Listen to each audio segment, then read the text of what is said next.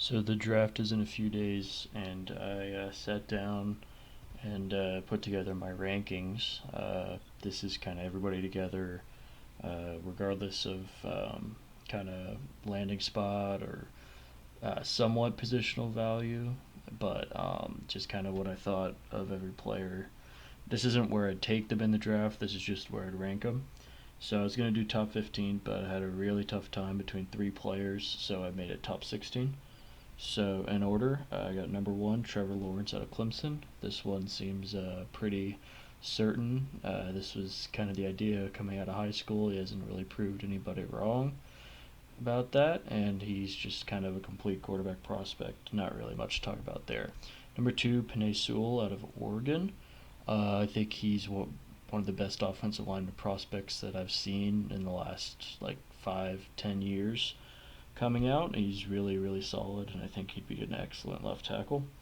Number three, I have Trey Lance from North Dakota State. I really love his potential. I already did a video about him earlier, so you can go watch that if you're interested in more.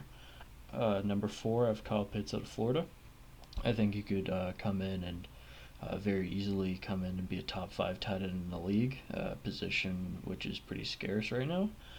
Super explosive, crazy measurables, a lot of comps to Vernon Davis, and yeah, he's going to be super good wherever he goes as long as he lands with a somewhat decent quarterback play.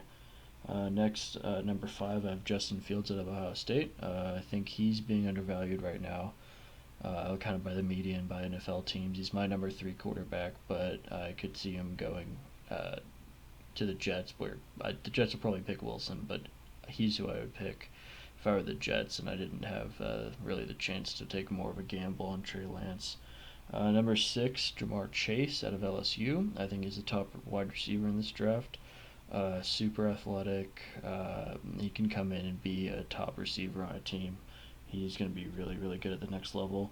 Number seven, I have Zach Wilson out of BYU. Most people have him at number two, so I'm even at number one. I have him as my number four quarterback. But I think there's still a lot to see there. He didn't play the highest competition in college. I know Lance didn't either, but I like Lance. Lance's athletic prowess more than Wilson, and I think Wilson could still be a good starter, but I don't see him having the same amount of potential as the other three. Number eight, Devante Smith out of Alabama. Everybody's concerned about his size. I don't really see that as much of a concern, but I do have him below Chase because I think Chase could just be a little bit better at the next level. But Devante Smith was dominant in college, and I think he's going to be really good in the league.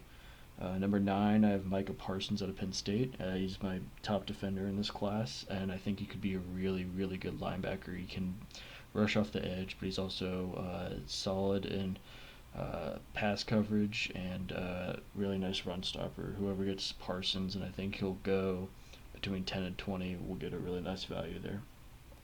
Number 10, my top corner is Patrick Surtain out of Alabama. He is, I think, the most complete corner coming in. He is very fluid. He sticks with his receivers, and he's just a really good cover corner. And yeah, I think he's going to be good at the next level. Number 11, I have Rashad Slater as my number two offensive lineman. He think he's going to be another good left tackle. Doesn't have the same physical abilities as Sewell, and didn't really show as much on tape as Sewell. That's why I have him down here, but he still could be a really nice starting tackle. Number 12, Jalen Waddle of Alabama. This one's interesting to me. I don't see him as kind of people are comping him to Tyreek Hill. I don't think that's really the case, but I do think he's really fast and he could be really good, kind of in the Deshaun Jackson mold. So I have him at 12. Number 13, J.C. Horn out of South Carolina. I think before the injury concerns with Farley, I would have had him here, but Horn is just a ball hawk, a really nice corner, and yeah, he looks pretty good. Some question marks as to some of his like coverage grades coming out. It wasn't until this most recent year that he really showed out at South Carolina, but I think at 13, that's kind of where I'd put him. 14, I have Farley out of Virginia Tech. I like him a little bit more than Horn, but the injury concerns caused me to push him down. but I think he's also a really, really good corner, super fast. And he can lose to a receiver, but then catch up in time to where it doesn't matter. It can still knock the ball away. 15, I have Mac Jones out of Alabama, solid pocket passer, um, makes his reads. He could be a solid NFL quarterback, but I don't think he's going to be an elite NFL quarterback. That's why I have him down here, and I have him as my 5th quarterback. And then at 16, I have Barmore out of Alabama, the D tackle who was just dominant in college. He's my top D lineman. I think he could be a really nice D tackle, and I think he could be a value too at this draft because I haven't seen him really projected within the top 15, and I think he's definitely the best D lineman. Even though edge rusher is kind of more of a value than D tackle, I still think he's the most valuable D lineman in this draft. So yeah, that's my top 16. I'm gonna run through it again. Lawrence, Sewell, Lance, Pitts, Fields, Chase, Wilson, Smith, Parsons, Surtain, Slater, Waddle, Horn, Farley, Jones, and Barmore.